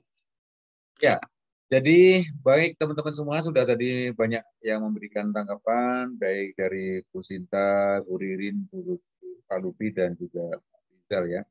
Jadi intinya Pak Berlando dan teman-teman semuanya, dari forecasting untuk bisa memberikan satu peramalan. Peramalan itu bisa juga kita terjemahkan dalam perencanaan. Dalam perencanaan tidak bisa juga kita meninggalkan begitu saja terhadap peramalan seperti apa ke depannya. Tentunya itu semua melihat dari fakta yang ada saat ini, dan juga kita juga harus memprediksi ke depannya seperti apa. Ketika kita memprediksinya seperti apa dengan kondisi saat ini yang ada, maka kita sudah bisa menangkap kira-kira arahnya kemana ini dengan situasi seperti ini. Sehingga untuk bisa mempertimbangkan, membuat satu keputusan, baik itu akan menyiapkan SDM-nya, sarana prasarananya, atau mungkin tenaga, bahkan dan sebagainya, seluruhnya itu harus mempunyai satu gambaran yang jelas. Jangan sampai nanti perencanaan. Contoh saya begini, pemerintah saat ini sedang merencanakan membangun IKN. Semua tahu kan, nah IKN. Ya. Lantas bagaimana untuk forecastingnya? Apakah peramalan nanti seperti apa? Misalnya SDM-nya seperti apa? Luas tanahnya yang digunakan berapa? Kemudian ke situasi di sana seperti apa? Itu tentu semua sudah dalam kajian. Semua sudah dalam satu perencanaan yang lebih matang. Mungkin bagi kita yang tidak pernah diajak bicara, ya kita nggak ngerti. Ya mungkin kita tahu ngerti dari mana? Dari media misalnya.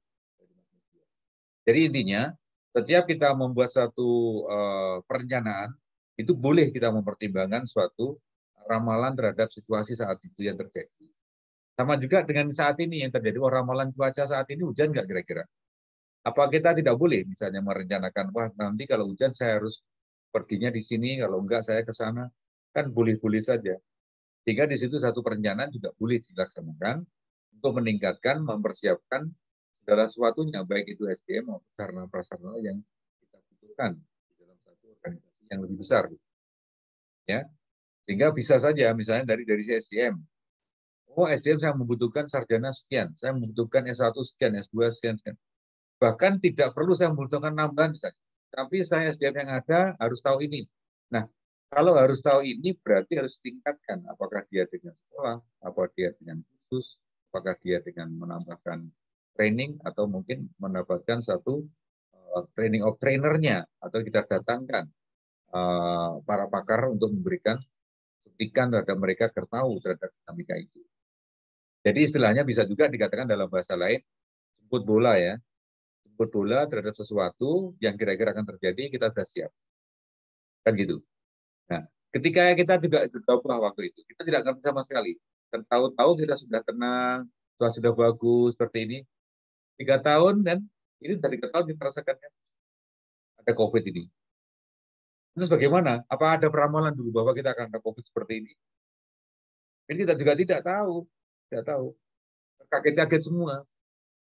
Tapi begitu ada kejadian yang pertama, COVID-19 seperti itu, kita mempersiapkan apa saja yang kita siapkan. Misalnya rumah sakitnya, gedung-gedung itu jadi rumah sakit, perlukan dokter. Bahkan di tempat saya ini, yang sekarang saya bekerja ini, langsung kemarin rekrutmen seluruh tenaga medis, baik itu perawat, baik itu tentang apoteker atau dokter, bahkan saat cleaning service-nya pun kita siapkan. Bagaimana cara membuang sampah itu pun kita siapkan. Kita latih di sini. Karena sangat mendadak dan kita juga tidak perlu bagaimana, tidak tahu apakah kita sampai kapan lama kita tidak. Tetapi memprediksi seperti itu, meramalkan sesuatu. Contohnya sekarang ini kita meramalkan, mudah-mudahan saja betul situasi pandemi sudah tidak ada lagi, semakin longgar, semakin baik. Harapan kita semua begitu kan. Ramalan ke depan bagaimana ekonomi semakin baik kan gitu, ya kan? Semakin baik, bisa situasi kondisi bisa sempurna kembali, bisa kuliah juga tatap muka, bisa ketemu interaksi lebih bagus. Apalagi kalau nanti pada saat bimbingan misalnya ya, pada saat bimbingan tesis, pada saat ujian tesis, kita ketemu. Itu kan lebih komunikatif dibanding dengan seperti ini. Pak, saya udah share Pak, tesis saya, silakan Bapak koreksi misalnya. Nanti kirim kembali. Kan ya efektif. Begitu saya koreksi seperti itu, kita kembalikan ke mahasiswa belum paham. Ini maksudnya apa ya? Nah, ada komunikatif. Mau nggak mau juga teknologi tadi sudah bisa mengantarkan. Bahkan untuk melihat saja apakah yang Bapak Ibu tulis itu murni dari tulisan ketikan sendiri, atau Bapak menyadur, atau Bapak mengambil dari orang lain, itu sudah ada alat yang digunakan. Oh ini berapa plagiat yang Anda buat misalnya. Iya, plagiarisme sudah ada alatnya juga. Ini kan teknologi. Teknologi juga yang meneliti. Apa kita koreksi satu persatu per halaman? Enggak. Ya, dengan teknologi tadi mau nggak mau kita masukkan aja dalam satu sistem. Saya akan ketahuan, oh ini merah sekian, oh ini biru sekian, oh ini kuning sekian. Oh yang merah berarti mengambil begitu saja tanpa ada sumbernya. Nah, ini teknologi kembali ke sana, ya, yang bisa menjawab. Dan kita juga mengikuti perkembangan dinamika teknologi. Saya kira gitu ya, Pak Berlando. Baik. Ada yang sampaikan Pak. lagi? Siap, terima kasih Pak. Baik, terima kasih Pak Berlando. Bagaimana Ketua Kelas? Izin Pak Bambang, mau bertanya Ya. Pak. Oh, Pak Said. Oke, silakan Pak Zaid. Iya, tadi menarik sekali mengenai out of the box thing. Jadi bagaimana Pak kita bersikap bila ada suatu program, intinya kita bisa menyelesaikan, dan kita bolehkah kita melakukan perencanaan out of the box, tapi sekiranya tahu itu dari kebijakan itu agak melanggar gitu Pak. Tapi ini tidak menentang dengan hukum gitu Pak. Kemudian tadi yang menarik yang mengenai di militer tuh ada CB 1, 2, 3, itu yang ketiganya apa tuh Pak? Mohon izin Pak. Jasa, Pak. Oke, baik. Makasih Pak Zaid. Jadi di dalam membuat satu organisasi itu bisa dia berjalan semuanya dengan bagus ya, dan sesuai dengan tujuan. Tentunya saya jawab yang kedua dulu. Tadi ada CB, saya masih ingat. CB 2 juga. Jadi CB1 itu misalnya cara bertindak satu. Apa, risikonya apa, itu harus kita paparkan. Contoh ini gini. Ketika kita akan menyerang musuh, kalau tentara gitu ya, polisi gitu. Sasaran kita ada di Bandung, misalnya. Apakah kita menggunakan kereta api ke sana, atau kita jalan kaki, atau kita naik pesawat, atau kita naik tank? Semuanya pasti ada risikonya, ya kan? Ada risikonya. Lantas yang diambil yang mana keputusannya? Namanya cara bertindak 1, 2, 3, dan itu alternatif boleh-boleh saja, boleh-boleh saja. Lantas mana yang diambil? Waduh, aku udah rencanakan kayak gini, jadi yang diambil hanya satu. Ya, tugas kita hanya memberikan satu konsep tadi. hanya merencanakan tadi. Keputusan ada di decision making, ada pimpinan. Semua ada risikonya. Silakan nanti mengambil keputusan itu pimpinan. Ya, namanya CP1, CP2. CP1, CP2, CP2, apa ya? Banyak sekali cara bertindak satu, risikonya ini disebutkan. Cara bertindak dua. Kalau kita memutuskan naik kereta api misalnya, apa risikonya? Kalau kita naik pesawat, apa risikonya? 1, 2, 3, 4, 5. Kalau kita naik ojek, berapa? Semuanya ada alternatif. Nah, itu namanya CP1, CP2, CP3. Dengan berbagai alternatif yang ada. Nanti pimpinan tinggal mengambil keputusan. Saya ngambil ini aja. Dengan pengambilan kebijakan itulah, maka mau tidak mau, kita harus juga loyal bahwa itu yang diambil, dan kita harus siap menanggung risikonya untuk bisa mengatasi terhadap satu kejadian yang telah ditentukan.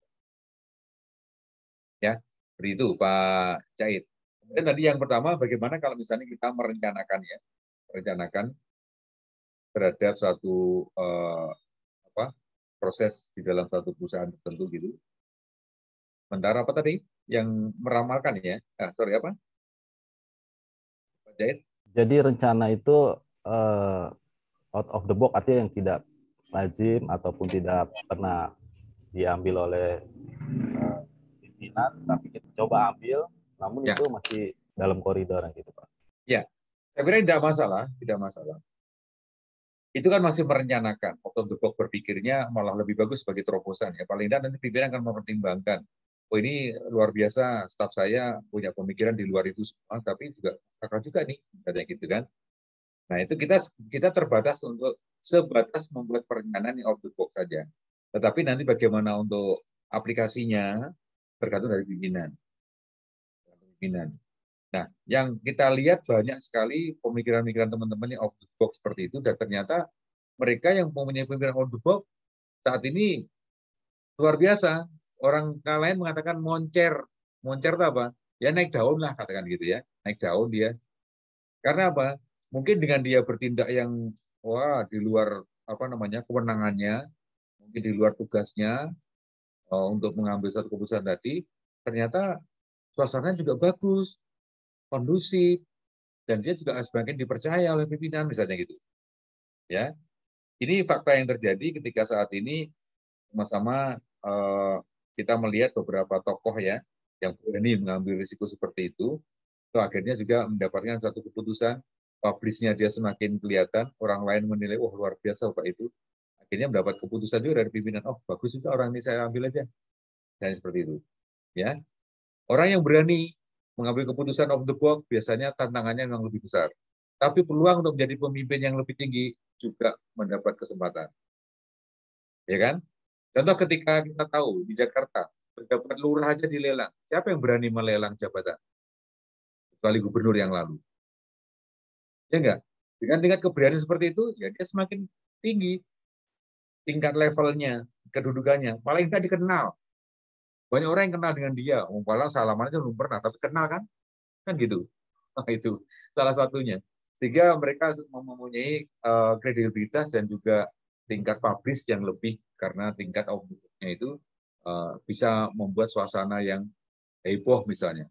Tetapi juga dalam rangka meningkatkan kualitas SDM yang lebih tinggi. Ketika orang itu tidak bisa memiliki potensi yang tinggi terhadap lelang jabatan tadi, ya sudah minggir, saya ganti yang ini bagus nih kerjanya kan gitu. Nah, tapi sifatnya temporer ya, tidak semua digunakan dalam hal yang sama dalam suatu kegiatan yang begitu ya, Pak Jahit. Baik Pak, terima kasih Pak. Baik, makasih. Bagaimana Pak Arif? Ya Bapak, mungkin udah waktunya sudah sampai ya. Oke, baik kita, ya. Kita mungkin ini dulu foto bersama dulu mungkin Bapak ya. Bang izin, Pak Arif. Pak Edi, apa Pak Edi? Dan Pak Edi. Terkait dengan tugas Pak yang tadi untuk minggu depan ya Pak. Mungkin ya. Saya ingin menjelaskan lebih ini Pak. Tadi kan terkait dengan input, kemudian proses, kemudian output, dan juga outcome ya Pak ya. Nah ini berapa poin Pak yang diminta? Misalnya dari saya kerja di kantor misalnya Pak, ada berapa poin? Apakah satu poin saja untuk yang slide ya Bapak? Ya. Baik, teman-teman semua, saya kira lebih mudah apabila tempat itu terjadi di Bapak Ibu semuanya bekerja, lebih bagus. Kalau Bapak Ibu menganggap di dalam rumah keluarga juga ada yang bisa kita akses, silakan. Ya, jadi intinya bahwa ada 4 tingkatan tadi. Mulai dari input, bagaimana inputnya apa saja, kemudian proses seperti apa, dan outputnya apa, yang diharapkan apa, outcome-nya syukur-syukur kalau juga kita bisa tahu. Ya, kita juga bisa merasakan outcome-nya. Walaupun belum kita rasakan saat ini bisa. Ya, karena sesuatu yang contoh yang paling real, kalau Bapak Ibu sekarang kuliah S2 ini kan proses sekarang kan. Inputnya Bapak Ibu udah mendaftar kemarin, kan gitu. Sekarang proses nih. Outputnya apa? Saya ijazah Pak. Udah terima, saya buat kartu nama, tambah MM. Nah gitu kan. Ya kan. Kalau ini MM, nah gitu misalnya kan. Ibu kalau ini MM. Ya kan? Ya, ya. menurut saya berapa poin Pak? Kita ini satu saja cukup atau gimana? Satu poin saja, satu tema saja cukup. Satu tema cukup, mungkin satu slide cukup, tetapi nanti diberi penjelasan.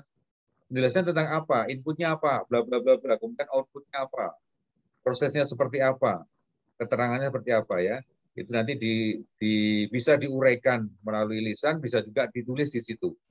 Jadi bisa merupakan keterangan. Kali kalau nanti teman-teman tidak sempat menjelaskan semuanya, hanya sebagian yang saya berikan kesempatan untuk menyampaikan, berarti sudah bisa langsung menyampaikan secara lisan untuk saya kira itu ya. Cukup Mas ya, Pak Teddy. Baik, menarik sekali dan senang sekali teman-teman semuanya. Silakan mungkin yang baru bergabung atau mungkin sudah dari tadi dan off cam, sekarang bisa dilihatkan. Iya. Ayo bangun. Oh, enggak Pak, saya sambil laya-laya kok, sambil dengarkan kok. Ya teman-teman, nyalakan kameranya. Pak Ib Arif Ismail, yang mana ini? Pak Iip, silakan perkenalkan diri Pak Iip. Tadi belum muncul soalnya. Silakan Pak Iip. Mana ini? Gambarnya juga mana ini? Pak Iip. Pak Sobri juga sama datang Pak Sobri. Ya. Ya, izin Pak. Ya. Pak Sobri. Pak Arif Ismail belum ada? Oke, Mas Arif. Baik. Silakan mainkan. Siap. Mohon dibuka kameranya semuanya. Saya akan screenshot untuk layarnya. Ini 2 kali karena ada 2 layar, jadi akan 2 kali. Mohon ditunggu. Auliansa juga ini, baru kelihatan ini. Siap, hadir Pak. Oke, hadir. Ya, saya baru kenal nih. Salam kenal Pak.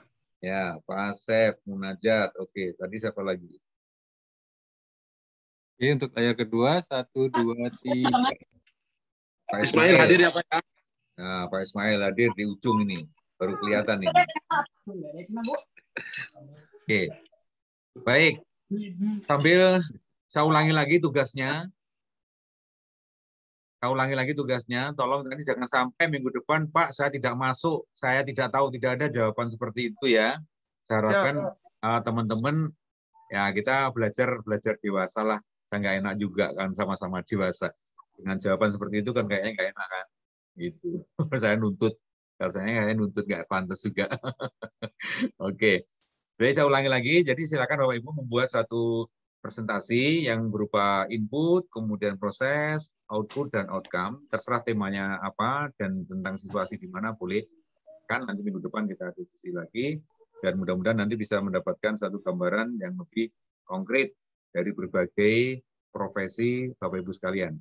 Yang terakhir, saya harapkan teman-teman semua mengikuti dengan baik apa yang kita diskusikan, saling kenal, jangan sungkan-sungkan untuk melihatkan wajah itu wajah iya, ya.